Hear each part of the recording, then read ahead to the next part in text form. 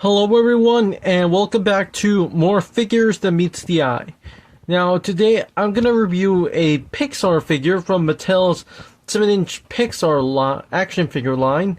Now today we'll be looking at Rex from Toy Story. Now I have this figure from secondhand. I got him off a swap meet for like $5, so I don't have the packaging, so I'm going to go straight to the figure. So, starting off with Rex, first thing I want to mention is that this figure is 7 inches tall. And he's pretty long as well. He's one of the largest figures in my collection, so yeah, sorry for the camera having to be a bit farther from the figure, but it's in order to have a full body showcase. Now, okay. And something that bothers me about these Mattel Pixar figures is that since they're 7 inches tall, a lot of them are very off scale with the stuff I collect, like the Sonic figures, the Marvel Legends figures. I like to have a sort of sense of scale, and Rex is definitely way off. Even though some kind of work, like maybe the Incredibles ones, the Monsters Inc. ones are pretty good scaling, the Wall-E ones, and some others, but again, I mainly have this Rex figure because it reminds me of an old Toy Story 3 Rex action figure I had growing up, which I no longer have.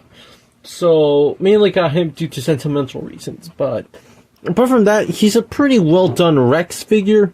The paint has been well applied, except for the fact that they didn't color his claws. But apart from that, he looks pretty nice. He definitely feels like a shrunken down version of the life-size toy, which is definitely understandable since, you know, Rex in the movie is meant to be this off-brand, random, no-name T-Rex posable toy, so, you know, it's really hard to mess up a character who's literally a toy in the movie. Now, something else worth noting is that when you get the figure new, in the packaging, the tail is a separate piece, and the idea is that you're supposed to add the tail. But once you add the tail, there is no way to remove it. Now, the life-size toy also has this, since I actually own the life-size Rex. I have a bit of a small life-size Toy Story toy collection, but the point here is that with that toy, you can remove the tail. Sort of like how we even saw in Toy Story 3 that his tail is removable. But in this case, once you snap it in, there's no turning back. They're pretty sturdy, and that's definitely good, because these Mattel Pixar figures are more to be played with than to be for collectors, so it makes sense that they have to be a lot sturdy. He feels very sturdy as well. It does feel very dense plastic, and I think that it's really great. But now, with articulation, well, Rex has always been very limited in articulation. That's even a bit of a joke, like how his head turns really well, the full 360 degrees, and he's pretty stiff. Again, makes him, I guess, more durable. So you can even have Rex with his head backwards like that when he's like, can someone cover my eyes? I think that works pretty well. He also has leg articulation, which again, that's literally all you could ask. Okay, I would have liked if he had a bit more of a arm joint, but it's understandable. Overall, he's not the most posable, but Rex was never really posable character, so I think he's pretty accurate in that regard. I really would have liked if he had jaw articulation, as they mentioned that the real toy had. And even the life-size one, okay, that one had sounds, he talked. And with this one, I think it would have been really easy to just give him a jaw joint, because with their Mattel Jurassic World line, their T-Rex figures do have an opening and closing mouth. So I think it would not have been that hard to do on Rex, but oh well.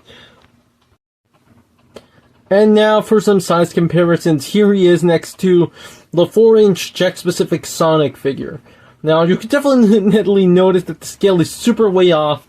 Rex is the size of a real dinosaur next to Sonic, where if they were going to go for size accuracy, I guess that the Pixar minis, like those tiny collectible Pixar figures, could work perfectly.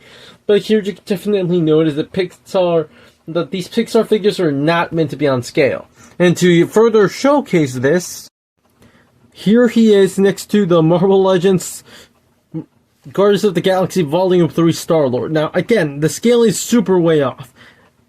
The whole thing here is that, again, Rex should be like a figure.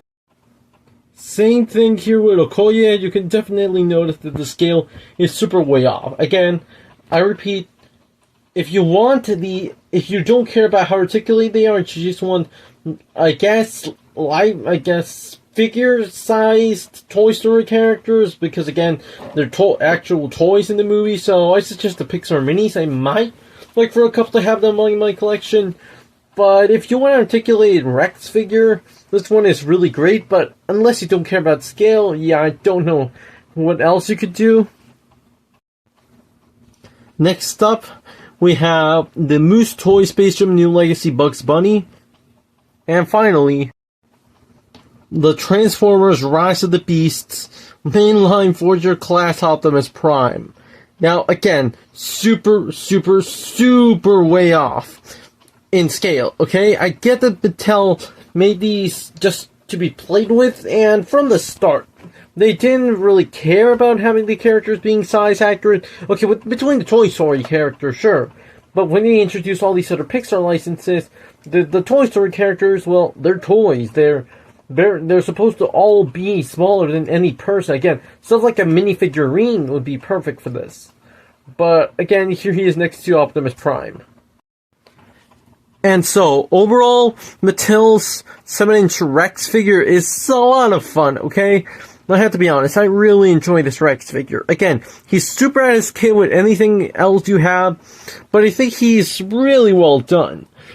Again, Rex is not as complicated as other characters, and unlike, say, Woody and Jessie, who have cloth, like clothing, and Buzz Lightyear, who has lights and sounds, Rex over here is pretty accurate to what you want from a real Rex. And overall, I think he's a lot of fun.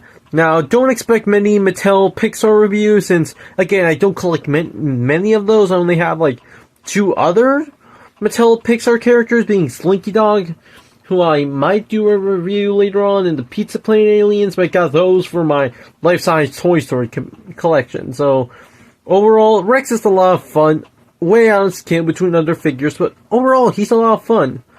And that's it for this video. Thank you so much for watching. Please let me know in the comments what you think about